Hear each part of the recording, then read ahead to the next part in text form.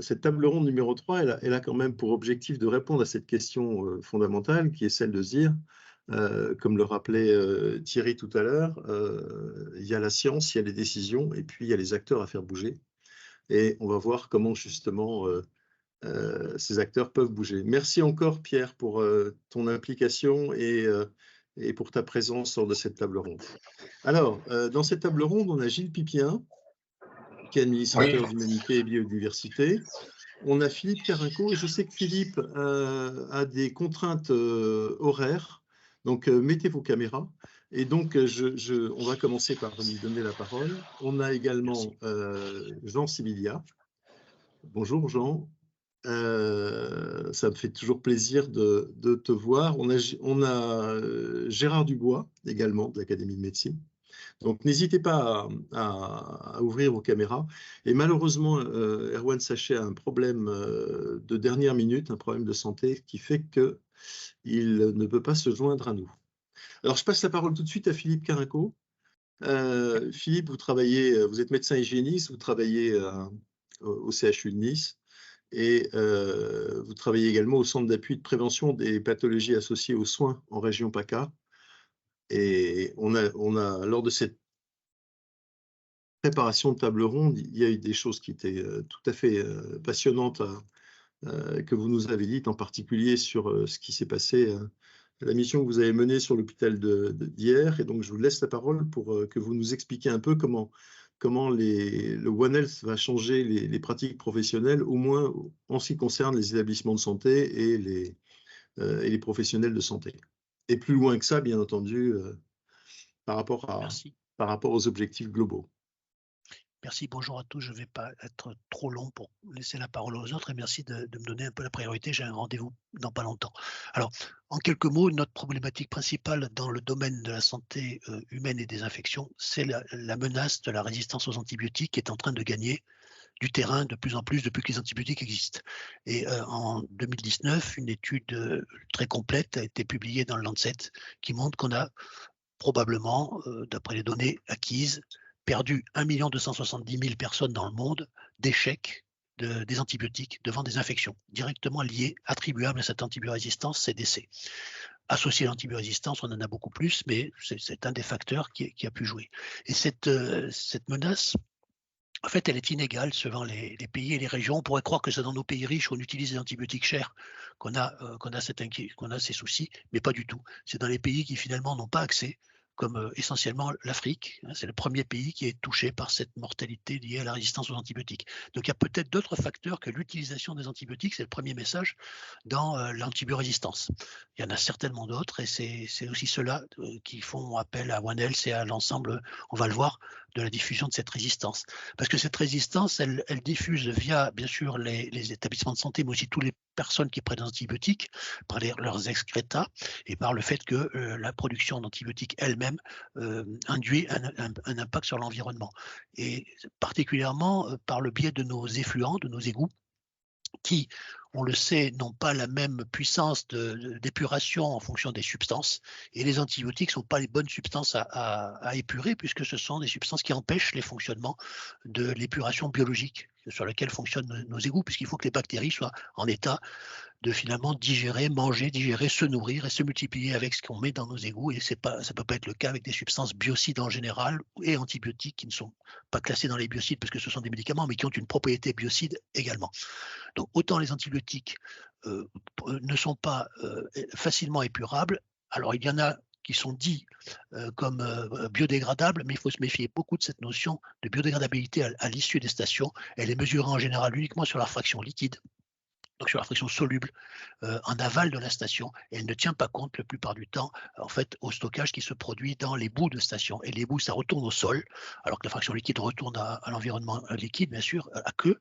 Et les sols sont l'endroit le plus important d'échange bactérien avec les biofilms des stations d'ailleurs, d'épuration, pour l'échange de cette antibiorésistance que peuvent avoir qui les bactéries au fur et à mesure de leur contact avec les antibiotiques dans le système d'épuration.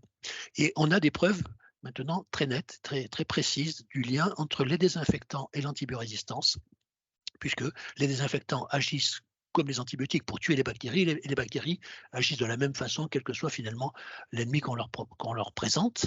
Elles ont des modes de réaction communs entre la réaction aux antibiotiques, aux désinfectants ou aux antiseptiques.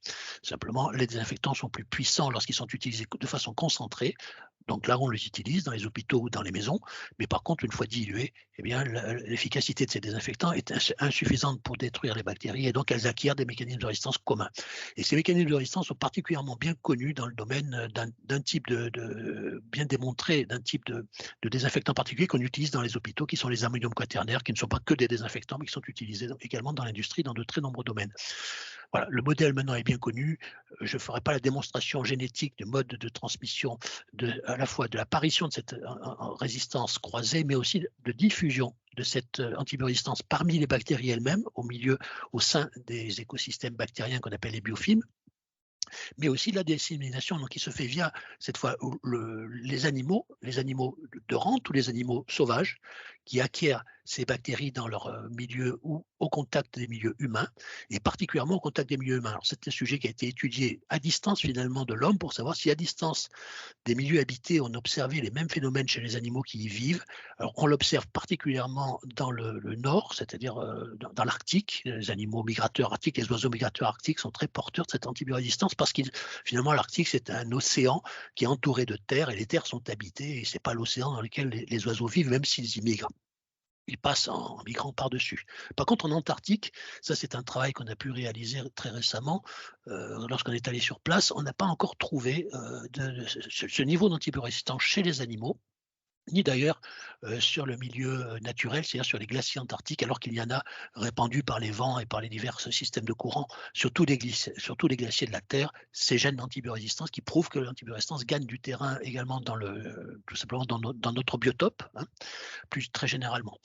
Alors ça, c'est le premier point. Le deuxième, c'est que ces produits désinfectants ont comme des impacts qui n'étaient pas connus jusqu'à présent, indirects, sur le microbiote intestinal, et en particulièrement, on l'a mis en évidence chez les enfants, les jeunes enfants, qui, quand ils sont exposés, parce qu'à la maison, on utilise beaucoup de désinfectants, aux désinfectants, eh bien, ont 3 fois plus de chances d'être obèses que les autres.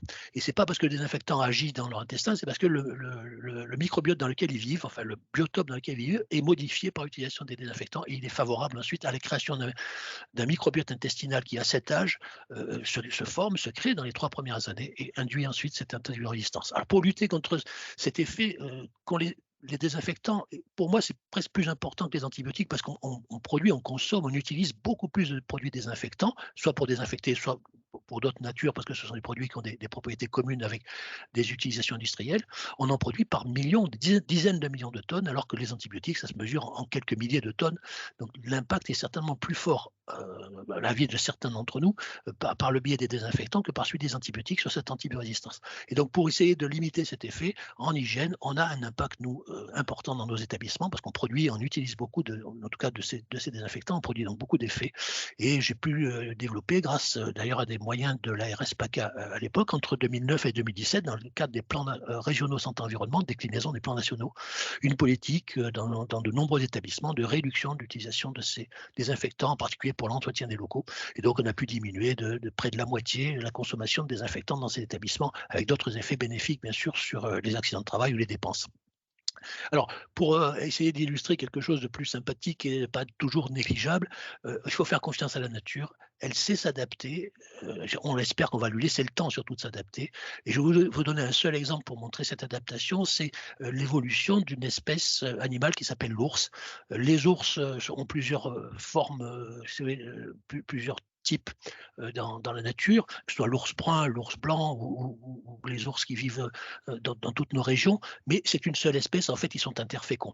Et on s'est aperçu depuis quelques années que l'ours blanc, qui n'avait plus assez de quoi manger en Arctique, parce qu'en Antarctique, il n'y a pas d'ours blanc, vous savez, en Arctique, comme il n'avait plus assez de quoi manger sur la banquise, eh bien, il est descendu sur les terres, il a rencontré l'ours, le grizzly, qui est remonté, lui, à cause du changement climatique, il est dû remonter du climat pour les forêts, donc il est remonté de ces forêts, et ils se sont croisés, et ils ont créé donc un nouveau hybride, un nouvel hybride, si vous voulez, qu'on est en train de classifier. On en a trouvé très peu d'exemples pour l'instant, et cet hybride est intéressant. La première question qu'on pouvait se poser, posé sur cet hybride, c'est est-ce que lui-même était fécond? Est-ce qu'il allait conserver les gènes de l'ours blanc dont on pense que l'ours blanc lui-même est appelé, si ce n'est à disparaître, du moins à mêler ses gènes, à combiner ses gènes à l'ours brun? Effectivement, ces nouveaux hybrides sont bien féconds. On a pu le vérifier récemment, là encore, dans le cadre d'une expédition pour aller à la recherche des gènes constituants, enfin présents dans ces hybrides. Et non seulement ils sont féconds, mais à l'occasion de la recherche de ces gènes, on s'est aperçu qu'en fait l'ours blanc et le grizzly étaient la même espèce il y a 500 000 ans. Ils se sont séparés à l'occasion du changement climatique et aujourd'hui, en fait, ils sont en train de se recombiner de façon commune. Donc, en un mot, la nature cherche toujours à s'adapter. Est-ce que l'homme lui-même peut-il s'adapter à lui-même? Voilà ma question et je vous rends la parole. Merci de votre écoute. Merci beaucoup, Philippe. C'est toujours passionnant de vous écouter. Cette histoire d'ours est très significative. Il faut qu'on laisse du temps aussi à la nature pour pouvoir travailler elle-même sur ses propres modes d'adaptation. Il y avait quand même une question que je voulais vous poser. Quand on a préparé la table ronde, vous m'avez parlé en particulier de l'hôpital d'hier et vous êtes arrivé à une sorte de constat un peu paradoxal qui est celui de dire eh ben, il vaut mieux laisser traiter les eaux usées d'un hôpital par la commune que par l'hôpital lui-même. Est-ce que vous pouvez revenir là-dessus? Parce que je pense que c'est contre-intuitif quand on n'est pas plongé dans l'expertise que vous avez. En un mot, c'est un travail que j'avais fait réaliser sur l'hôpital d'hier à l'époque. C'était le deuxième travail national sur les effluents, la caractérisation des effluents des hôpitaux. Pour savoir, à l'époque, j'étais surtout pratiqué la cancérologie adulte et j'étais inquiet des produits évidemment de chimiothérapie et de leur devenir car ce sont des poisons extrêmement intenses. Et c'est là qu'on s'est aperçu à l'occasion de cette caractérisation des effluents qu'en fait, c'était surtout les désinfectants qui avaient un impact beaucoup plus que les médicaments. Et en fait, la question qui était derrière cette étude, c'était est-ce qu'il fallait mettre une station d'épuration à la sortie de l'hôpital? Et la réponse maintenant est apportée après 20 ans de travaux, et en particulier les travaux du Gré à Lyon, qui a fait un énorme boulot sur un hôpital neuf qui s'appelle le centre hospitalier Alpes-Léman, à la frontière suisse, et qui a pu montrer, et on le savait déjà, on s'en doutait, qu'en fait on ne saurait pas, pour des raisons simplement très pratiques, gérer autant de stations d'épuration qu'il y a d'établissements, qu'on le ferait aussi mal qu'auparavant on utilisait, vous savez, des incinérateurs pour brûler les déchets, alors qu'on n'était absolument pas maître de l'impact de ces incinérateurs dans la qualité de l'air. On ne pouvait pas le faire. Et en faisant ces travaux donc, de comparatifs entre les stations d'épuration possibles entre l'hôpital et les stations urbaines, en fait, on s'est aperçu que la station urbaine était en capacité de gérer beaucoup mieux ces effluents et les épurer beaucoup mieux par la compétence qu'elle avait, également par le flux beaucoup plus important qui venait des eaux usées urbaines. Simplement, il faut qu'elle soit au courant, bien sûr, que l'hôpital est connecté, que les établissements apportent un certain nombre de problématiques de pollution, à la fois micropolluants et macropolluants, et qu'il faut donc qu'elle soit dimensionnée et étudiée pour fonctionner en toute connaissance de cause. Mais ça marchera beaucoup mieux. Aujourd'hui, on a abandonné l'idée de mettre des stations d'épuration à la sortie des hôpitaux. Voilà. Merci beaucoup. Je vais passer tout de suite la parole à Gilles Pipien. Gilles, vous êtes administrateur de biodiversité et humanité. J'aimerais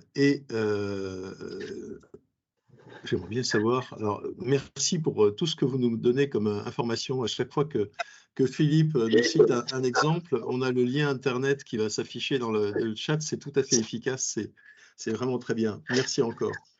Je vous passe la parole. Est-ce que vous m'entendez bien? Oui, on vous entend. Merci. Bon, bah écoutez, merci. D'abord, félicitations à Nile ou Nile Consulting pour cette initiative. Ça fait plus de 15 ans que je travaille sur ces sujets de lien entre santé et biodiversité, et je dois dire que vous avez réuni un panel impressionnant. Et c'est à peine quelques jours après le congrès de la Société francophone de santé et environnement, dédié pour la première fois à une seule santé, à Paris. Je suis heureux de voir les dynamiques et entendre Pierre Breton, membre d'un cabinet ministériel du ministère de la Santé, avoir une approche interministérielle et aussi ouverte. On avance. Merci d'avoir permis cela. Et permettez-moi une petite critique, et Pierre Breton a employé le mot « une seule santé ». Je vais revenir sur ce point clé. parce que ça n'est pas innocent d'employer soit One Health, soit une seule santé. Puis-je me permettre de rappeler un petit peu d'historique, mais Gilles Salva et les autres vétérinaires qui étaient à la réunion précédente peuvent aider. Depuis les années 2000, grâce aux vétérinaires français, l'Organisation internationale des épizooties, devenue Organisation mondiale de la santé animale, avait promu un concept One World, One Health pour bien faire comprendre le lien entre santé humaine et santé animale, avec notamment l'enjeu des zoonoses.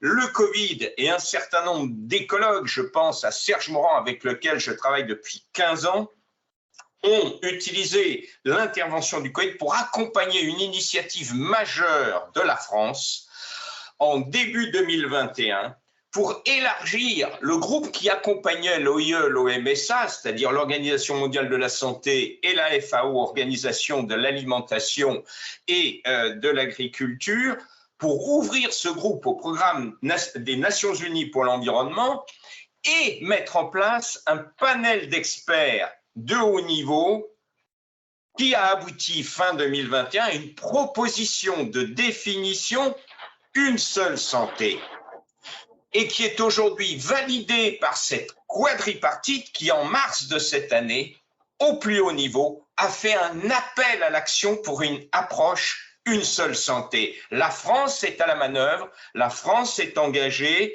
et il me semble important de prendre un petit peu de temps sur cette définition qui met en relation santé humaine, santé animale, santé végétale, et je vais insister sur ce point, et santé des écosystèmes.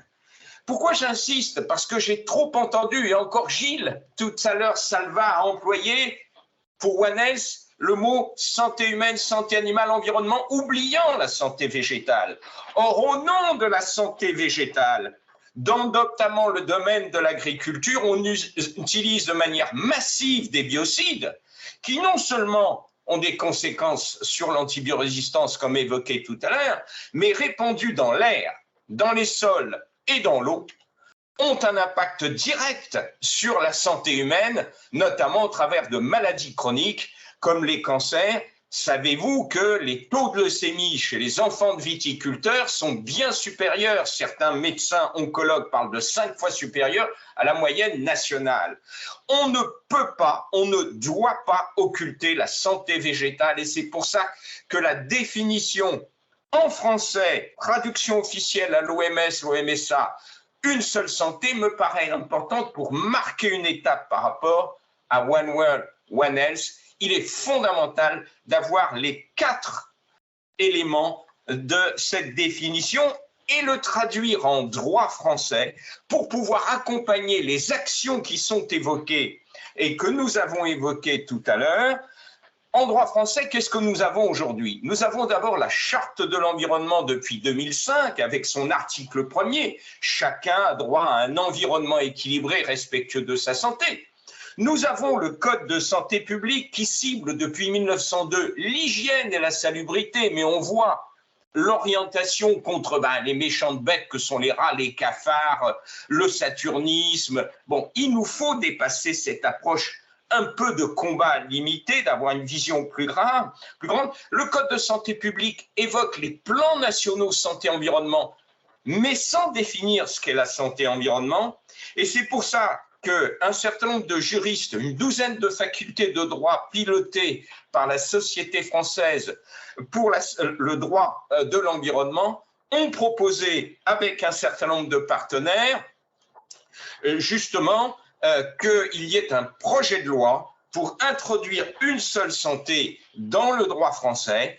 Et ceci a reçu un accueil très favorable de Madame Violent, que vous avez reçue hier, la députée présidente du groupe Santé-Environnement.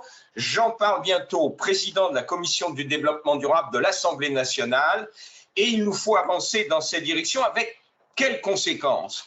Marquer ce qui a été dit par Pierre Breton, par Céline Couder-Aubert et tous les autres, l'interdisciplinarité indispensable au travail dans ce domaine entre le monde de la santé animale, de l'agronomie, de la santé des plantes, de l'écologie et j'ai envie de dire de l'économie, de la sociologie il nous faut travailler tous ensemble. Ce qui veut dire interministérialité. Bravo à l'initiative récente d'avoir mis en place une task force interministérielle sur le sujet Une seule santé, mais ça veut dire, on y reviendra au niveau local, interservice. Le troisième élément majeur, c'est qu'à partir du moment où on parle d'écosystème, on parle de choses locales. Les problématiques en Camargue avec le moustique ou dans le bassin minier avec les métaux lourds ne sont pas celles du vignoble bordelais avec les cuivres dans les sols. Il faut donc une approche dans les territoires,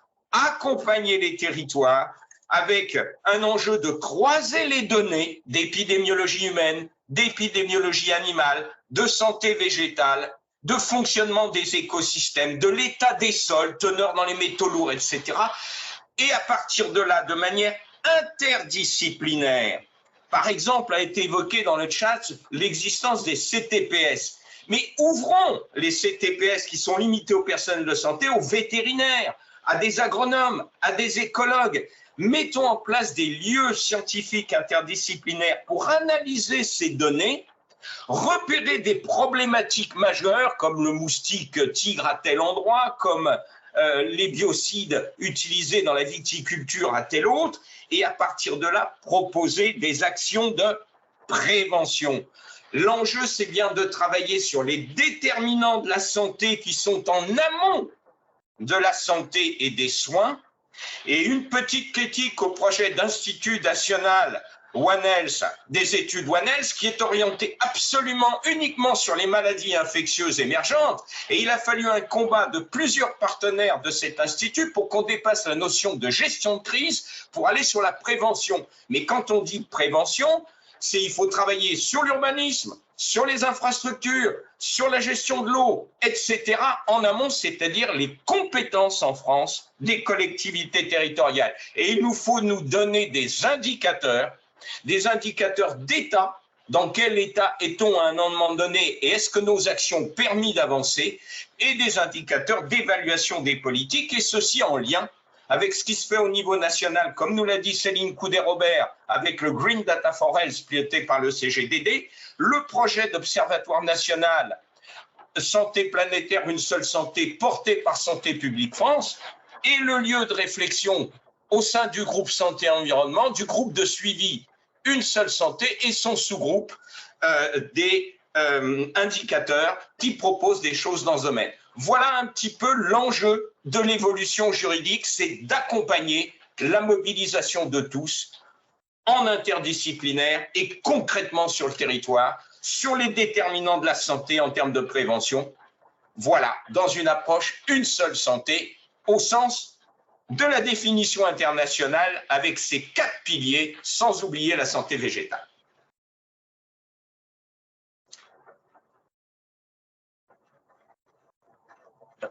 Je n'entends pas. Excusez-moi, je disais merci beaucoup pour ces propos, Gilles, qui sont extrêmement importants. Le cadre juridique est à préciser, c'est vrai.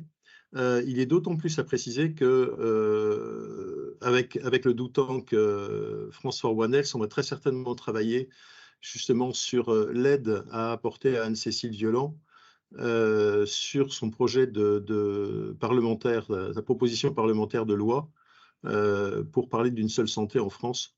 Et je crois qu'on va avoir besoin de ces éclairages pour faire quelque chose qui soit quelque chose d'efficace et de pragmatique, et pas simplement de rester dans une architecture globale, générale, et un peu conceptuelle comme on sait le faire en France, mais retomber un peu sur le terrain et sur les territoires. Alors, transition toute trouvée pour terrain, territoire et professionnels et acteurs. Jean, tu fais partie de nos piliers en ce qui concerne One Health. Jean Sibilia, qui est professeur de médecine et doyen de la faculté de médecine de Strasbourg. Les acteurs, comment on les forme? Comment on les sensibilise? Comment on fait en sorte, je me souviens encore de réflexions d'un certain nombre de jeunes professionnels de santé, médecins, pharmaciens et infirmiers qui disaient « mais on ne connaît même pas le métier des autres ». Comment on va faire en sorte pour que nos étudiants en médecine, que nos étudiants en pharmacie et que les autres soient sensibilisés à ces questions, et puis prennent même attache avec, demain avec leurs collègues vétérinaires, avec des gens qui sont dans l'écologie, des gens qui sont... voilà. Comment on va faire en sorte de créer cette curiosité intellectuelle qui fait que les acteurs de premier, on va dire de premier recours, pour prendre une analogie avec la santé humaine, deviennent des acteurs d'une seule santé dans les années futures. Merci Olivier, merci pour cette invitation, cette table ronde. J'y retrouve avec plaisir Gilles Pipien. Bonjour Gilles. Tu as presque tout dit sur un sujet que j'aurais bien aimé aborder, hein, mais merci beaucoup pour ton intervention. Je vais me focaliser sur mon quotidien, j'allais dire, qui est la formation. En évoquant un point qui a été souligné par beaucoup d'entre nous, qui est le problème de la nécessité absolue d'une stratégie systémique, en fait. Il faut que ce problème de santé-environnement, ce problème d'une seule santé devienne une problématique systémique qui infuse de façon absolument massive dans la société et dans toutes les décisions de cette société. C'est ce qu'a Gilles a répété. C'est le seul moyen d'y arriver. On y reviendra peut-être sur ce point-là, parce que je pense qu'il est absolument fondamental. Aujourd'hui, on reste encore dans quelque chose de trop monodisciplinaire et j'allais dire même de trop élitiste, en fait. Parce que là, on est entre happy few, en fait. Gilles Pipien, ça fait 20 ans, 25 ans qu'il est dans le domaine. Moi, ça fait 15 ans. Je pense que ceux qui sont présents, on est tous des vieux routiers du thème, mais force est de constater qu'on a du mal quand même à transférer la problématique dans un domaine qui est celui de la démocratie sanitaire. Et je reviendrai peut-être là-dessus, Olivier, tout à l'heure. Mais je vais me focaliser dans cette première partie sur un des volets, en fait, de ce qu'on peut faire, parce que il est bien de faire des constats, et dans tous les domaines d'ailleurs, c'est bien de constater, mais après, c'est quoi le plan d'action? Et je pense que le plan d'action, en fait, pour devenir systémique, pour systématiser cette problématique qui est urgente aujourd'hui, il y a 4 domaines, très simples. La connaissance, évidemment, acquérir de la connaissance pluridisciplinaire. C'est génial ce qui a été raconté sur l'ours blanc. Je connaissais un peu l'histoire, effectivement, d'il y a 500 000 ans, de l'ours blanc qui est devenu blanc, qui va redevenir blanc. C'est assez génial en termes de résilience biologique, mais ça, c'est la connaissance, elle est indispensable. Deuxième volet, c'est la formation. Troisième volet, c'est l'organisation. Et le quatrième volet, c'est la politique, au sens noble du terme. Et on y reviendra peut-être parce qu'il y a beaucoup à dire sur ce sujet-là. Donc, c'est les 4 leviers et la formation en fait partie. On a beaucoup travaillé, je crois, ces dernières années sur cette partie formation, avec, pour vous donner un inventaire de ce qui est fait, aujourd'hui, un premier volet qui est la formation initiale. Je suis extrêmement heureux de le dire, je l'ai déjà dit, et on l'a fêté le 2 février 2023, le premier enseignement de santé environnementale qui est incrémenté maintenant obligatoirement dans le premier cycle des études médicales pour tous les étudiants en médecine et demain d'étudiants en santé, je l'espère. Ça, c'est quand même, ça paraît complètement dingue, mais il n'y avait pas d'enseignement obligatoire de santé environnementale, incluant l'ensemble des volets. Le ministère de l'Enseignement supérieur nous a rattrapés puisque maintenant se met en place un module d'enseignement obligatoire de formation initiale en licence, dans toutes les licences, et c'est très bien, sur la problématique du développement durable et de l'environnement. Donc on avance vraiment beaucoup en termes de formation initiale, avec aussi un levier extrêmement intéressant qui est le service sanitaire. Vous savez qu'aujourd'hui, tous les étudiants en santé, pas seulement médecins, les infirmières, enfin tous les étudiants en santé travaillent ensemble sur des projets de prévention de santé publique de façon pluridisciplinaire. Alors, il n'y a pas les vétérinaires, on peut le regretter, mais on pourrait parfaitement associer les vétérinaires, mais ils travaillent sur projet, sur le terrain, avec des actions qui peuvent être des actions de santé publique. Je prends un exemple précis, qui est par exemple les parcs publics sans tabac.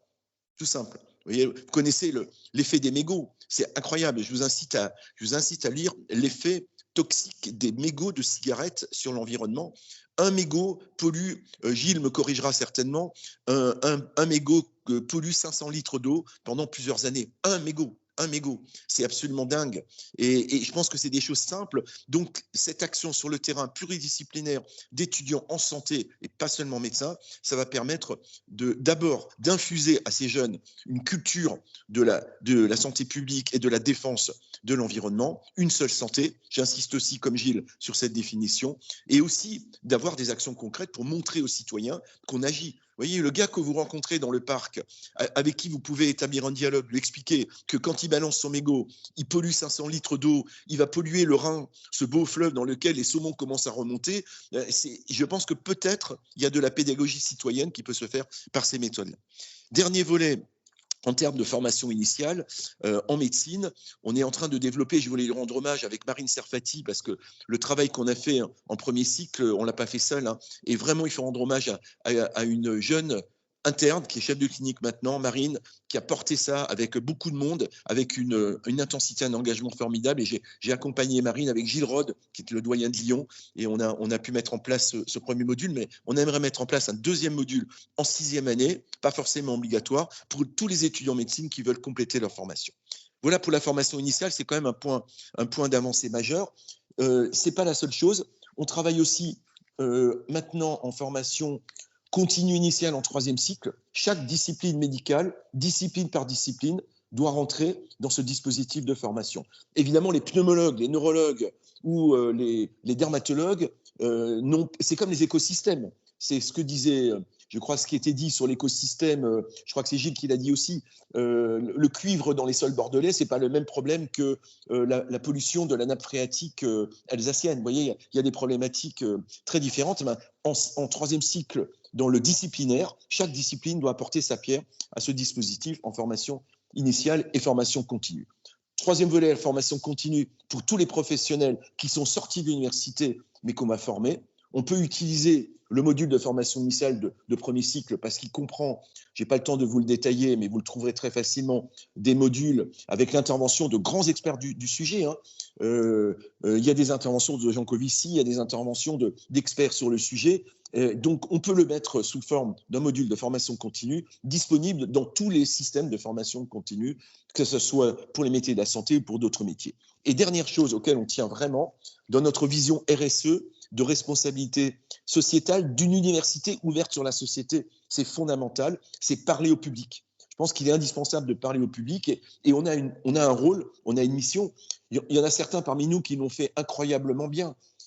Moi, je pense que j'ai une affection particulière pour Jean-Marie Pelt, qui malheureusement nous a quittés. Moi, j'étais un admirateur incroyable de Jean-Marie Pelt, ce qui rappelle bien le 3e module que Gilles a souligné de la santé végétale. Jean-Marie Pelt était quelqu'un qui aimait les plantes et qui l'a tellement bien raconté. Mais il faut vraiment être capable de porter cette parole-là au sein de la société avec des ambassadeurs. On en a eu des géniaux, hein. Évidemment, des gens qui nous ont quittés. Hubert Reeves, Gilles a fait un magnifique texte sur Hubert Reeves, hein, que tu connaissais, Gilles. Jean-Marie Pelt, malheureusement, qui est parti un peu plus longtemps. On a des ambassadeurs formidables, mais il faut retrouver des gens capables de porter cette parole au sein du public, parce que c'est un problème de démocratie sanitaire. Et je reviendrai sur la problématique de l'élitisation de ce sujet, qui est un vrai problème et que je teste. Hein, je crois que c'est le problème aujourd'hui de cette cause une seule santé. Il faut la désenclaver, la désanctuariser pour en faire vraiment une cause citoyenne au sens le plus large possible. Merci beaucoup, Jean, pour ce plaidoyer. Tu parlais des mégots de cigarettes. On connaît l'engagement de Gérard sur le tabac et sur sa lutte contre le tabac et contre l'alcool. C'est un combat de dizaines d'années.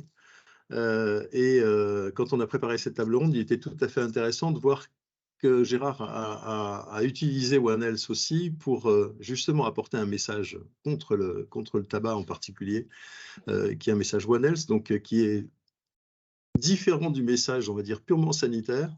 Et Gérard, j'aimerais bien que vous nous en parliez, pour que justement vous montriez un peu comment on peut changer les discours par rapport à un certain nombre de sujets. Oui, merci de me donner de la parole et de cette introduction. Ce que je voudrais dire, c'est au départ, quand on m'a parlé de OneHealth, j'ai dit c'est quoi ce truc? C'est encore une nouvelle mode qui apparaît, on a l'habitude tous les 10 ans, il y a quelque chose qui va tout résoudre d'un coup, voilà. Puis je me suis aperçu que je faisais du OneHealth depuis longtemps parce que comment faire de la vraie santé publique sans OneHealth? Bon, c'est-à-dire que n'en rester qu'à la maladie et à l'homme et strictement, stricto sensu, comme le fait le clinicien, a raison. Bien sûr qu'il en faut comme ça.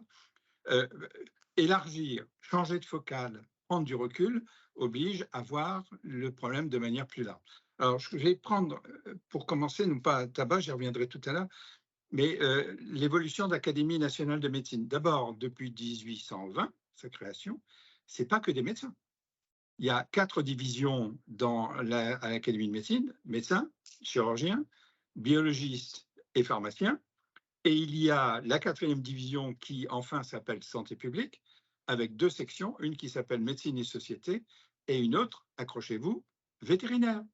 Les vétérinaires sont dans l'Académie de médecine depuis toujours. Voilà. Et donc, je tenais à indiquer que sa fonction même est une transversalité qui est connue depuis très longtemps, mais qui est assez méconnue.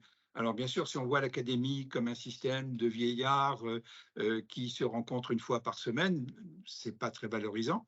Je peux vous assurer que ce n'est pas du tout cette image-là dans la réalité. À tel point qu'il y a 2 ans, il y a eu une refonte des commissions. Donc, les commissions étaient plutôt orientées cancer, maladies cardiovasculaires, etc. Donc, il y a eu un changement radical qui ne simplifie pas forcément les choses. Mais il y a une commission 6 qui s'appelle Une seule santé humaine et animale. Alors, je suis désolé, il n'y a pas le végétal. Mais maladies infectieuses et vaccins. Alors, on voit quand même une certaine orientation. Et les maladies non transmissibles, notamment les maladies chroniques, se retrouvent un petit peu ailleurs.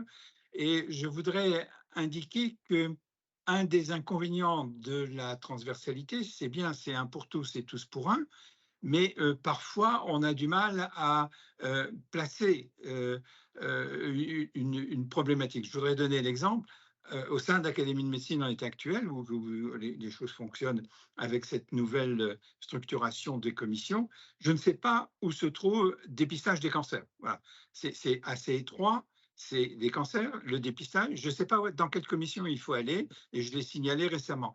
Donc, cette ouverture, cet élargissement n'est pas forcément sans inconvénient. Je tenais quand même à le signaler. Je suis parfaitement partisan de One Health, mais comme tout système, il peut avoir des inconvénients. Et il y a des avantages, c'est évident. Il a des avantages. Alors, l'exemple qui a été donné par Olivier, c'est tabac. Alors, je dirais, il y a 40 ans, tabac, c'était des médecins qui s'occupaient de patients dépendants et qui n'arrivaient pas à se débarrasser d'une habitude, d'un comportement, qui sont des mots qu'il faut éviter maintenant, parce qu'on ne voyait que la victime et on ne voyait pas le responsable. Et donc, à partir de là, il y a un élargissement qui est tout à fait nécessaire. D'abord, de s'apercevoir que sur le plan scientifique, les conséquences du tabac étaient largement supérieures à l'impression qu'il pouvait y avoir. Sir Richard Doll racontait, quand il avait fait la première étude sur tabac et cancer du poumon, au moins, elle a eu un avantage, c'est que lui a arrêté de fumer, mais son patron ne pouvait pas croire que quelque chose qui était utilisé par 70% des hommes pouvait être dangereux. Ce n'était pas possible que quelque chose de banal puisse être dangereux. On avait encore l'idée que c'était l'anomalie qui avait une dangerosité.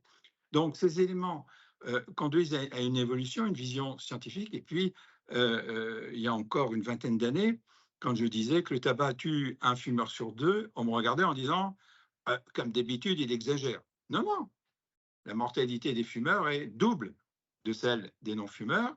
Et donc, si elle est double de celle des non-fumeurs, ça, si vous dites 2 fois, ça ne marque pas les esprits. Mais par contre, de la même façon, si la mortalité est doublée, ça veut dire que la moitié des décès sont dus au tabac. Et donc ça, c'est un exemple, je dirais, où on passe du scientifique au médiatique. Nous n'avons pas le droit de mentir. L'industrie du tabac est une industrie du mensonge. C'est même une industrie mafieuse. Elle a été condamnée pour cela aux États-Unis, pour pratique mafieuse. Donc, condamnation ferme. Et donc, on a en face de nous un ennemi et non pas un adversaire. Et donc, nous, de notre côté, nous devons être honnêtes. Et si jamais nous avons le moindre dérapage, on sait très bien ce qui se passe, surtout avec les déversoirs à mensonges que sont les réseaux sociaux. Et donc, on a une pratique médiatique qui consiste à faire ressentir les choses. Et ça s'apprend. Il faut ressentir les choses, notamment apprendre à parler à son pire ennemi comme s'il était son meilleur ami. Parce que si vous parlez sur des médias avec agressivité, vous agressez ceux qui vous écoutent. Donc, il y a des aspects scientifiques, il y a des aspects médiatiques. Et puis, on a vu qu'il y a sur le tabac des aspects économiques de coûts, je ne vais pas revenir là-dessus, qui sont à peu près une dizaine de fois supérieurs à ce que les impôts sur le tabac peuvent rapporter. Et puis politique, c'est-à-dire qu'à partir du moment où vous avez un ennemi comme l'industrie du tabac qui travaille sur le plan notamment médiatique, de promotion du produit, etc., il faut des décisions politiques, donc législatives et réglementaires. Et je prendrai que, pour exemple, que la loi E20, qui a été générée par un groupe de 5 auquel j'appartenais, qui étaient des médecins, des professeurs de médecine, mais avec des orientations déjà très différentes et des orientations même politiques, je tiens à le dire, différentes. Voilà. Il n'y avait pas les extrêmes, mais pratiquement. Et donc, ça donnait une facilité à l'écoute politique. On ne pouvait pas nous attribuer à une option politique ou à une autre. On était suffisamment divers dans ce sens-là. Et donc, de l'économique, on passe au politique et on passe aussi au diplomatique, puisque c'est un produit pour lequel il y a un traité international qui s'impose aux États qui le ratifient. C'est la Convention 4 de lutte anti-tabac, qui est unique en son genre. Et donc, si vous attaquez à la tabac, c'est scientifique, médiatique, juridique, économique, politique, diplomatique. Ça fait beaucoup de tics. Et donc, obligatoirement, c'est quelque chose de transversal. Et donc, c'était le succès du système, c'était de sortir de la prise en charge de la victime dépendante du tabac. Bien sûr qu'il faut le faire.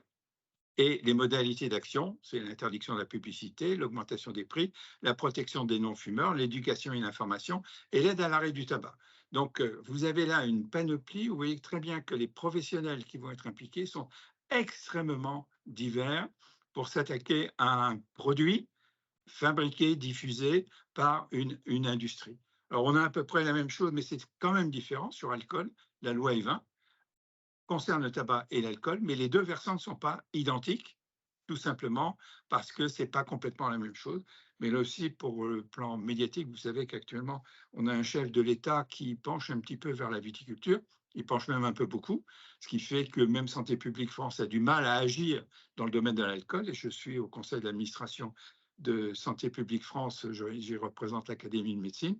On sait très bien que là, la pression politique peut être assez forte, mais notamment le fait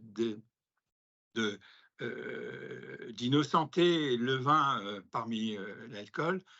J'ai trouvé une réponse à un article qu'on avait co-signé dans un grand journal qui avait pour titre « Vue du foie, le vin, c'est bien de l'alcool ». Bon, ça avait fait sourire, comme si le foie pouvait avoir une vue, mais c'est vrai que le foie, lui, il ne fait pas de différence de l'alcool provenance du vin, de la bière ou d'ailleurs.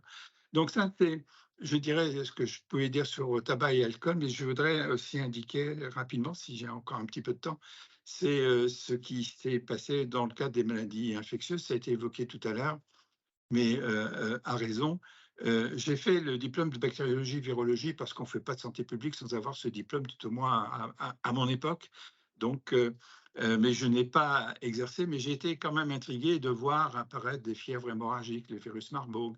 Et dans les années 70, j'ai proposé qu'on demande à quelqu'un de nous parler des nouveaux virus. On m'avait regardé en disant, encore une fois, qu'est-ce qui lui arrive, les nouveaux virus, on va régler ça assez facilement. On a fait ça jusqu'à maintenant. Et j'avais dit, mais vous savez, virus Marburg, il est tellement méchant, et Ebola est tellement méchant. Et un jour, il y en a un qui va gagner, il y en a un qui va réussir. Oui, il y a eu le VIH. Le VIH, lui, a réussi en tant que VIH, pas pour nous, mais en tant que VIH, il a réussi. Donc, et donc, sur ce plan-là, je dirais, on voit très bien que cette maladie qui était nouvelle, alors que le virus, on a pu remonter jusque dans les années 30 pour l'identifier. Ensuite, on a eu la vache folle. C'est magnifique, ça, la vache folle. Alors ça, comme One Health, c'est fantastique. Rendre la vache carnivore, c'est quand même assez extraordinaire. Et ensuite, s'arranger pour que ce qu'on lui donne ne soit pas bien préparé, qu'on diminue la température de chauffage pour avoir une magnifique épidémie faite de main-d'homme. Hein. La vache était incapable de faire ça toute seule. Bon, et donc, on a là une situation, et puis après, le Covid, ou la Covid, est toujours la bataille entre les deux. L'Académie française, c'est là, mais pour tout le monde, pratiquement maintenant, c'est le. Bon, et donc, on a une affection, et je voudrais, sur le plan, là aussi, un petit exemple médiatique. Il y a une chaîne d'information qui m'interrogeait régulièrement. Et un jour, on m'a demandé, est-ce que la vaccination est dangereuse? Et donc, à la surprise du journaliste, j'ai répondu oui. Alors, et tout de suite, j'ai embrayé en disant, parce que si vous parlez de la vaccination, ce qui est dangereux dans la vaccination, c'est de prendre sa voiture pour aller au centre de vaccination et de reprendre sa voiture pour revenir du centre de vaccination. Mais le vaccin en tant que tel, lui, il n'est pas dangereux. Donc, c'était simplement pour montrer que la dangerosité du vaccin était inférieure au fait de prendre sa voiture. Et donc, ça, c'est simplement pour signifier, quand on parle de risque, il faut savoir situer le risque par rapport à un risque ressenti par la personne et qu'il connaît. Voilà. Donc, c'était juste un petit exemple. Et je vais me permettre mégots, je ne vais pas en parler à nouveau, c'est 6 000 milliards de mégots par an, c'est quand même dans le monde. Mais juste un petit mot sur la puff, c'est encore pire, parce que là, la puff, c'est une cigarette électronique jetable avec sa pile. Il y a une pile dans la cigarette électronique, hein, le terme l'indique clairement, et donc vous prenez 500 bouffées et vous la jetez. Voilà. Donc tout le monde est d'accord pour dire qu'il faut l'interdire. C'est un instrument qui a été développé pour attirer les jeunes, parce que quand un jeune essaye une cigarette électronique plutôt qu'une cigarette tabac, sa probabilité de devenir fumeur de tabac est pratiquement divisée par 2 par rapport à essayer une vraie cigarette tabac. Et donc l'industrie du tabac a trouvé une réponse. Il faut doubler le nombre de jeunes qui essayent la cigarette électronique de manière illégale, puisque la vente est interdite aux mineurs, mais il suffit de doubler les ventes de cigarettes électroniques aux mineurs pour obtenir à nouveau en sortie le nombre de fumeurs qu'ils espèrent avoir. Et je termine avec sur un exemple de One Health, puisqu'il y a 200 ans, un peu plus, en 1822, c'était la naissance de Pasteur. C'est quand même un normalien qui était un professeur de physique et de chimie, et qui est connu pour la déviation des rayons, donc disons chimie racémique, je passe là-dessus. Il est professeur de sciences à Lille, c'est ma ville, Lille au départ, et il travaille sur la fermentation. Et il trouve qu'il y a des microbes. La génération spontanée, il arrive à la tuer à l'Académie de médecine, ça provoquait quelques vagues. Et il s'occupe du vin, du vinaigre, du verre à soie. L'université de Bonn le fait docteur de médecine, docteur honoris causa de médecine. C'est assez extraordinaire. Alors qu'il faut attendre 1873, il entre à l'Académie de médecine en tant que membre libre. Il n'est pas médecin, mais ça existe aussi les membres libres. J'en ai pas parlé tout à l'heure. Des gens qui ne sont pas médecins, pas vétérinaires, pas biologistes. Et il entre en 1879 à l'Académie de vétérinaire.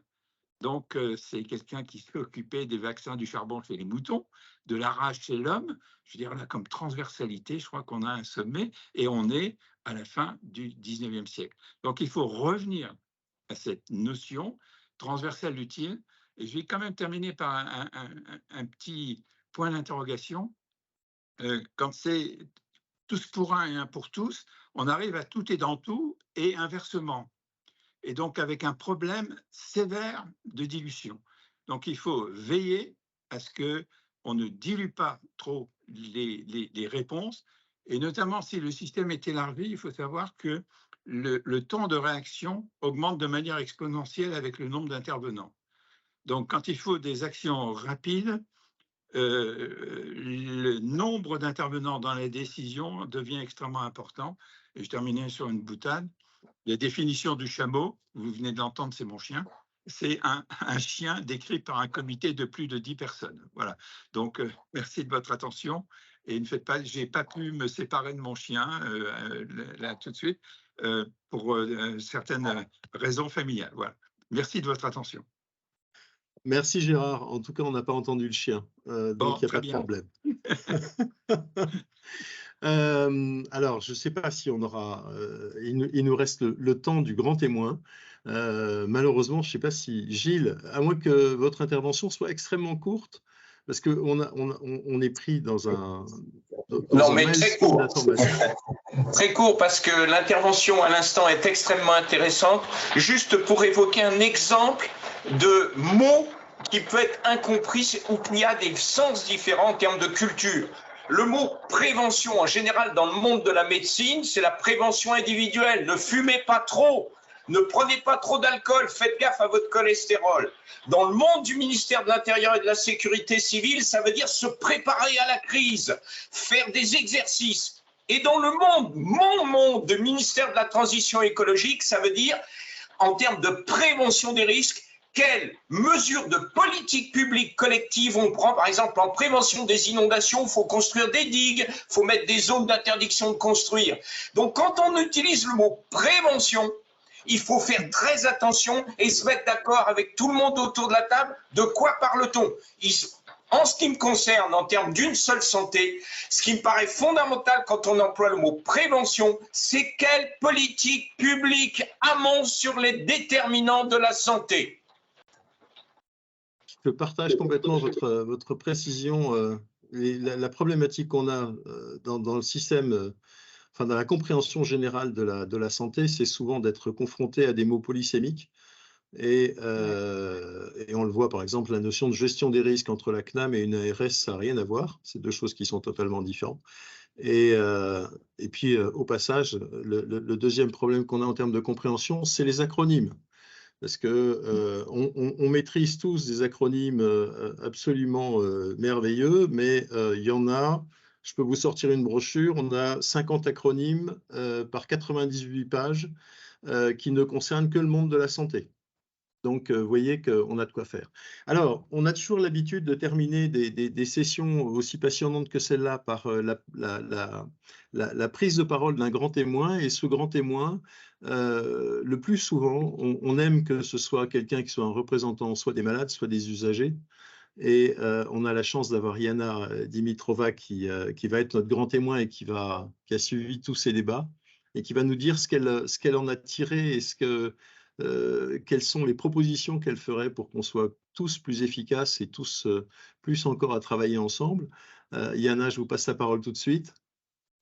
Oui, merci beaucoup. Tout d'abord, je souhaite vous remercier pour la possibilité de pouvoir intervenir aujourd'hui, notamment pour moi qui viens de la société civile, d'une association.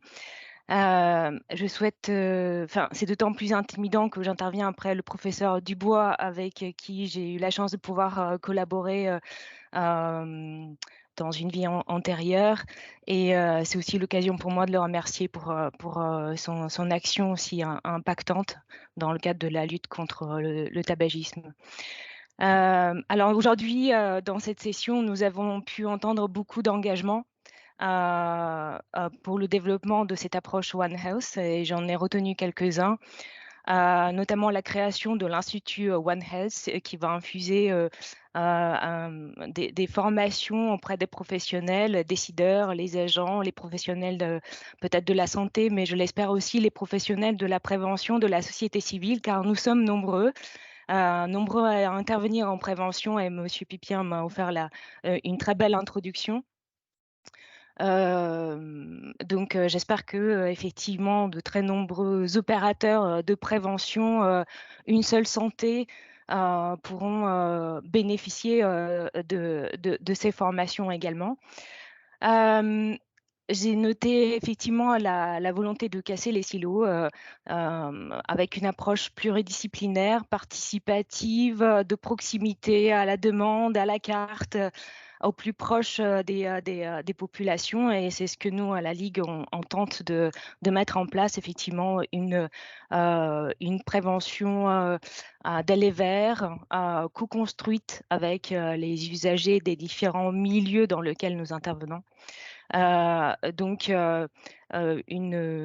l'émergence de ces ambassadeurs One Health, alors je serais très curieuse de savoir effectivement quel est leur background, quelles sont leurs professions d'origine, hein. J'espère que les intervenants de prévention de la société civile en feront partie.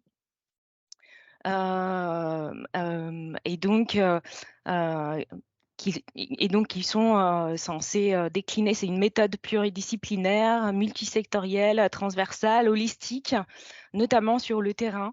Donc, j'espère que nous aussi, à la Ligue, nous nous inscrivons dans cette orientation.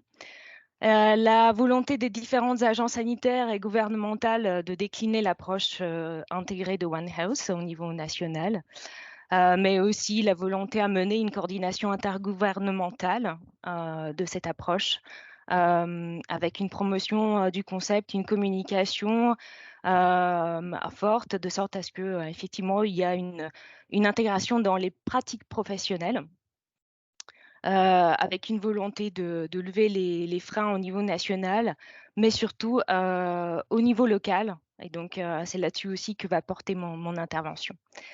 Donc, la nécessité aussi de faire évoluer des pratiques professionnelles, notamment pour la prise en charge de la menace de l'antibiorésistance, mais aussi la prise en charge des zoonoses et la santé végétale, que j'ai bien compris aujourd'hui, après l'intervention de M. Pupien. Et enfin, la nécessité de faire évoluer la loi et les réglementations pour intégrer effectivement le concept de One Health ou une seule santé dans le droit français, afin effectivement d'inciter cette interdisciplinarité, interministérialité, et que tout cela soit accompagné au niveau territorial, parce que ça sera bien l'objet de mon intervention, avec tous les acteurs déjà engagés dans différentes démarches, une seule santé, notamment en partenariat avec les collectivités territoriales.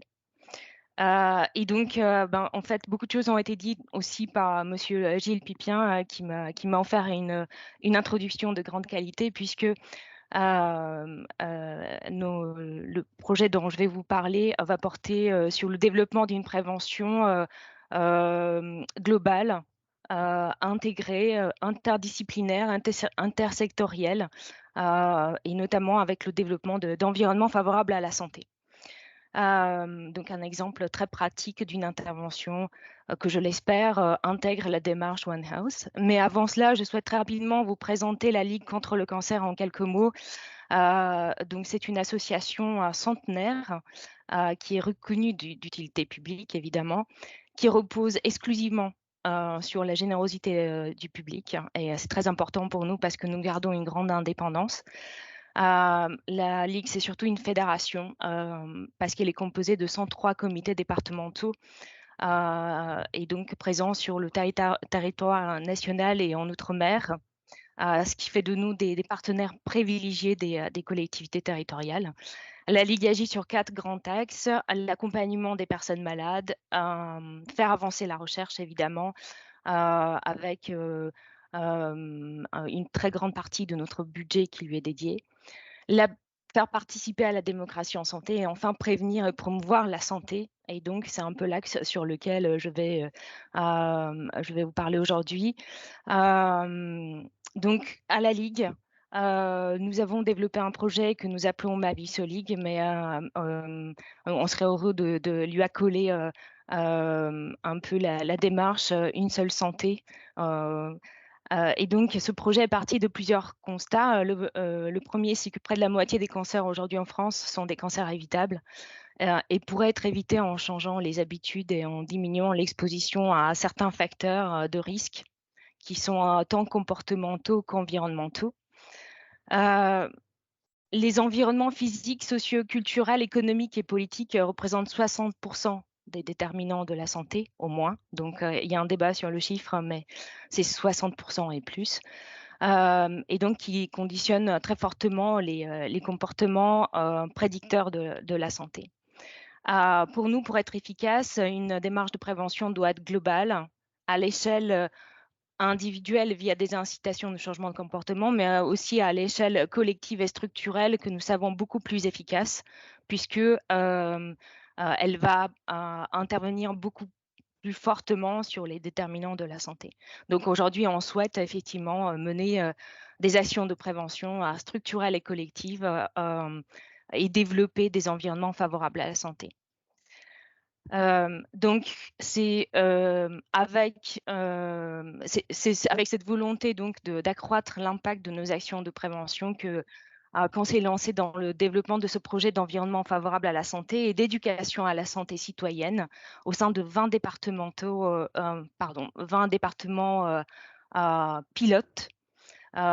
Évidemment, à terme, on souhaite élargir ce nombre, mais aujourd'hui, nous sommes sur 20 départements qui vont expérimenter la démarche. Alors, le projet vise l'implantation et de différentes actions de prévention, mais aussi l'implication et la mobilisation de tous les acteurs locaux du territoire, évidemment les autorités publiques, les collectivités territoriales, les organisations communautaires, les établissements scolaires et de santé, et du médico-social, les entreprises. Et donc, on souhaite avec eux travailler dans une approche de développement d'environnement favorable à la santé. Donc, ce projet s'articule autour de 3 axes. Le premier axe, c'est justement le développement d'environnements physiques favorables à la santé par le biais de l'aménagement du territoire, afin que effectivement nous limitions l'exposition aux différents facteurs de risque de cancer. Alors comment? En déployant des labels de protection sur lesquels la Ligue a déjà une très forte expérience, puisque nous déclinons depuis plus d'une dizaine d'années les espaces sans tabac dans les parcs, aux abords des écoles, sur les plages. C'est un projet qui aboutit aujourd'hui à un plaidoyer très important de généralisation des espaces sans tabac dans différents lieux. Et c'est avec beaucoup d'impatience que nous attendons le prochain programme national de lutte contre le tabagisme, dans lequel, nous l'espérons, il y aura une généralisation. Aussi, en plus de ces labels de protection, des labels de prévention qui vont mettre en avant effectivement les bonnes pratiques favorables à la santé afin d'accompagner l'acceptabilité de cette labellisation qui peut être vécue comme entrave à la liberté individuelle qui nous est souvent reprochée lorsqu'on fait de la prévention. Eh bien, il y a un deuxième axe qui est développé, qui est un axe beaucoup plus centré sur les interventions d'éducation à la santé auprès de tout public, mais notamment aussi des jeunes, avec des interventions de développement des compétences psychosociales multifactorielles. Donc, on n'intervient plus par thématique ou par facteur de risque. On essaie d'avoir une approche beaucoup plus globale avec une prévention réflexive, avec une construction de différents outils avec les publics et en essayant de se caler au plus près de leurs besoins.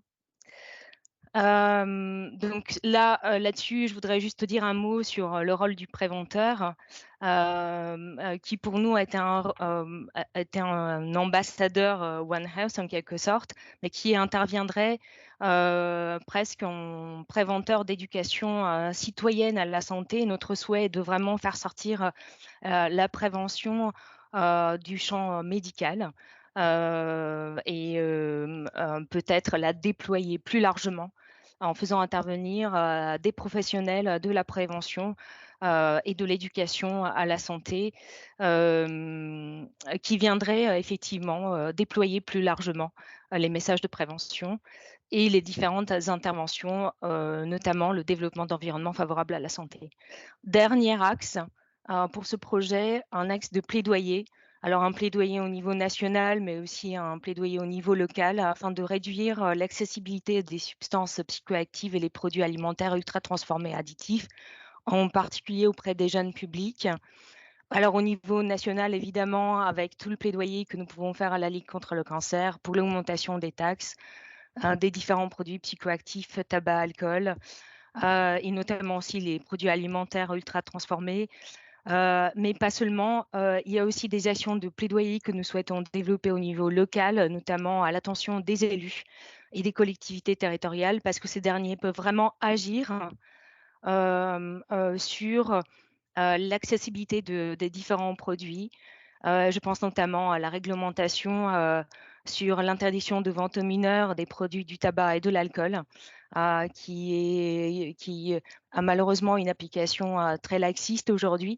Donc nous pensons que les élus et les agents peuvent contribuer à renforcer cette interdiction sur les territoires, mais aussi tout ce qui concerne la publicité. On peut voir beaucoup de publicité très proche, notamment des écoles, pour l'alcool, notamment à l'occasion des fêtes de fin d'année. Donc voilà, on pense que les élus ont un rôle vraiment très important à jouer dans la dénormalisation de ces produits dans l'espace public. Et donc ce projet aura ces 3 composantes: les environnements favorables à la santé, l'éducation à la santé et les interventions auprès de tout type de public, et enfin le plaidoyer tant au niveau national que niveau local. Alors, si je veux dire un petit mot de conclusion, peut-être que afin de déployer en fait Maviso League, nous nous sommes concentrés sur les collectivités territoriales, donc les communes et intercommunalités, parce qu'on estime vraiment que c'est l'échelon décisionnaire le plus impactant pour la santé publique. Et on souhaite vraiment les accompagner en mettant à disposition des ressources importantes, hein, donc notamment des ressources humaines, avec ces ambassadeurs de la prévention globale qui viendraient accompagner effectivement les collectivités territoriales dans le déploiement de ces environnements favorables à la santé. Alors, plusieurs choses. Quels sont un peu les... Yana, je Yana, me si on peut dépasse. faire un peu court, parce que si on a des questions, je voudrais qu'on puisse les prendre. Très bien. Alors, Allez-y, juste allez-y. peut-être dire 2 petits mots. Ce qui serait très intéressant, c'est d'avoir éventuellement une labellisation des démarches, une seule santé au niveau des territoriales. Donc, si nos projets pouvaient avoir une labellisation sur la base d'un certain nombre de critères, je pense que nous pourrions avoir encore plus de légitimité à intervenir au niveau local. Donc, peut-être créer un nouveau label, je ne sais pas, intervention de prévention One Health, ce serait très intéressant. Aussi que nos ambassadeurs, les intervenants en prévention, puissent aussi bénéficier de formation et être des professionnels d'une seule santé. Ça pourrait être aussi très intéressant puisque ça nous ouvrirait probablement les portes des mairies qui sont pour nous vraiment extrêmement cruciales pour pouvoir développer une action large, interdisciplinaire, intersectorielle. Et voilà, enfin, créer un référentiel de compétences pour l'émergence de ces nouveaux métiers. Je pense que le métier de préventeur est aujourd'hui un peu sous-évalué, sous-estimé.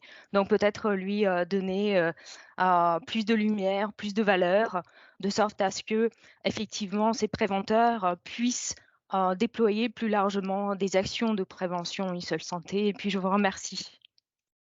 Merci beaucoup, Yana.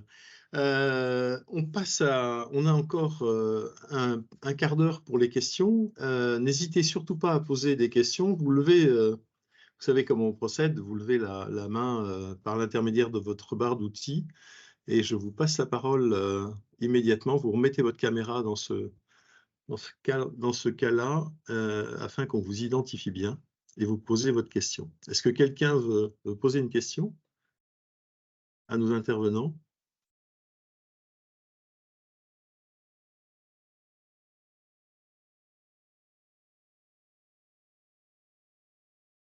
Ah oui, j'ai une question de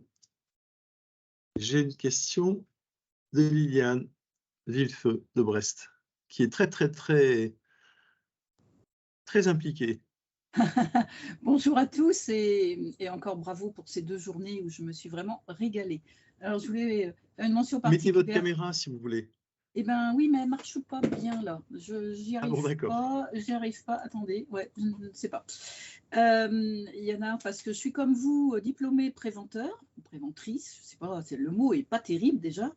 Et on est diplômé, et on est là, et on ne sent pas une volonté de s'intéresser à nous. Ce n'est pas une histoire d'ego, c'est une histoire de dire, mais on est là dans les territoires, et comment se fait-il qu'on ait des débats de haut niveau, mais que quand sur le terrain il y a des gens, eh ben, on ne vient pas les chercher. Donc, je vous rejoins sur votre appel à public, et ma question concerne notamment la formation de nos élus de proximité. Nous avons dans les universités des modules de formation pour quand on devient maire, conseiller général, adjoint à la mairie, et ils ont accès à un catalogue de formation. Il y en a une quinzaine, le droit de l'environnement, l'urbanisme, etc. Eh bien, il n'y a rien sur la santé. Et ne pourrions-nous pas imaginer que le concept du One Health devienne un module clé en main d'une journée, enfin à voir avec Jean Sibilla, mais quelque chose qui n'a pas la prétention de former un professionnel de santé, mais la prétention simplement d'acculturer nos élus de proximité du village d'à côté ou du conseil général. Alors, qui est-ce qui veut répondre? Peut-être Jean? Oui, Olivier, je peux répondre. Merci beaucoup pour cette question. Bonjour de la part de Christian Berthoud. Ah ben voilà, mais vous lui renverrez. Merci beaucoup, vous lui renverrez le message, bien sûr, avec plaisir. Doyen de médecine de Brest. Absolument. Et je voulais vous dire que le module qu'on a construit pour ce module de premier cycle pour les étudiants de médecine, c'est un module totalement polyvalent qui est absolument exploitable pour tous les élus. Donc nous, notamment dans notre métropole, on a transféré, Françoise Chetzel était présente hier, je crois, Olivier, avec Françoise, en fait, on a mis à disposition le module pour la formation des élus. Parce que c'est un module totalement, j'allais dire généraliste, polyvalent, qui vous donne les grandes orientations de développement durable. Notamment, j'ai parlé de l'intervention de Jean-Marc Biancovici et d'autres, mais c'est vraiment pas du tout centré médecine ou santé, c'est centré vraiment développement durable, santé environnementale. Donc on l'a vraiment conçu, c'est des petites vignettes, des petites capsules d'une douzaine ou quinzaine de minutes qui font à peu près 4-5 heures de formation, consultables de manière régulière. C'est tout à fait adapté à ça et on l'a d'ailleurs conçu de cette manière-là. Donc si vous avez besoin de quoi que ce soit, Marine ou moi, on vous met à disposition ces modules de formation. C'est vraiment fait pour. Je pense, Olivier, que ça peut être une démarche très courte et rapide, que derrière le colloque, on puisse mettre à disposition de bénévoles comme il y en a tous les préventeurs, ce genre de choses. À nous d'aller voir nos maires et nos universités, mais on est là, quoi. Il y a juste une petite remarque très courte, mais il y a aussi d'acculturation à faire au sein des élus. Je donne un exemple précis. Françoise l'a peut-être rappelé hier, mais Françoise m'a demandé il y a près d'un an de faire une conférence au sein du conseil municipal sur une seule santé. Donc tous les élus étaient invités. Je suis venu, j'étais en face de la salle, 3 élus présents. Tous les autres étaient finalement sur la réunion du tram Nord, la réunion de tel ou tel. Donc ça montre quand même, vous voyez, voilà, une priorisation du sujet. Et notre mairie est une mairie entre guillemets écologique en plus. Ça montre quand même le degré de priorité et c'est ce que je disais quand je parlais de la systématisation de cette problématique en termes de démocratie sanitaire. Tant que ça ne remonte pas sur la pile des problèmes prioritaires, on aura du mal à infuser vraiment dans le cœur des gens, quoi, dans les territoires et le cœur des gens. Donc c'est vrai que vous avez raison, il faut se battre, Mireille, voilà, il faut qu'on se batte tous pour... Enfin, on est tous des ambassadeurs, en fait. Préventeurs ou pas préventeurs, au fond. On est tous des ambassadeurs. Il faut, dans tous les écosystèmes avec lesquels on communique, il faut qu'on transmette ce message. Merci. Et Liliane, c'est un des enjeux majeurs du do tank qu'on a créé, François One Health. Donc, c'est vrai que cette formation des élus, elle est absolument capitale. C'est un sujet vraiment qui est au-dessus de la pile pour nous, déjà, et on fera en sorte qu'elle le continue. Alors, on a une autre question de Sarah. Oui, en fait, ce n'était pas une question, c'était juste pour compléter. Là, j'ai mis à côté, mais j'ai assisté à la signature du PRSE 4 de la région Grand Est, et le sujet de la formation des élus est un sujet pour eux. Pas obligatoirement que sur ça, mais du coup, je note, je pense qu'il faut remonter que peut-être que le module que vous avez à la fac de médecine pourrait leur être proposé pour leurs élus aussi à eux, parce que c'est un vrai sujet, l'acculturation des élus sur tous les sujets de transition, mais pour moi, ça me tient à cœur aussi le sujet du One Health. Voilà, ça peut être un moyen de bien diffuser ça, parce que si les élus ne comprennent pas, voilà, ça n'ira pas.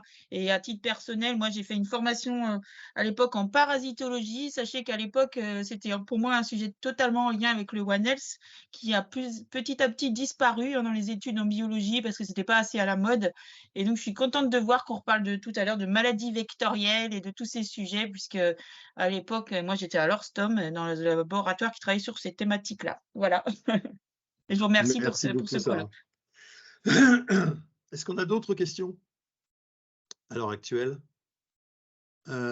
concernant notre... Non, je crois que c'est fini. On n'a plus d'autres questions. Bah, écoutez, vraiment merci de ces 2 jours. Ça a été passionnant. J'ai appris des choses tout à fait remarquables. J'avais l'impression que j'en savais déjà, mais je m'aperçois que, en fin de compte, j'étais au tout début de ma formation. Donc vraiment merci. C'est l'occasion de ce type de colloque de pouvoir se rencontrer, d'échanger, de faire des projets en commun et d'essayer d'avancer concrètement. Je retiendrai quelques mots-clés, moi, qui sont désélitisation du concept, transversalité, mais on l'avait déjà dit l'année dernière, c'est-à-dire décloisonnement en ce qui concerne ce concept pour faire en sorte que il puisse être endossé par d'autres acteurs que les acteurs dits traditionnels du soin ou des techniciens de la prévention. Il faut que ce soit vraiment quelque chose qui permette de faire travailler des gens aussi différents que des élus locaux, des associations de malades, des médecins, des vétérinaires, des pharmaciens, des infirmiers, des écologues et des économistes, parce que c'est très certainement la question qu'il faudra se poser peut-être pour l'année prochaine, mais c'est One Health et économie.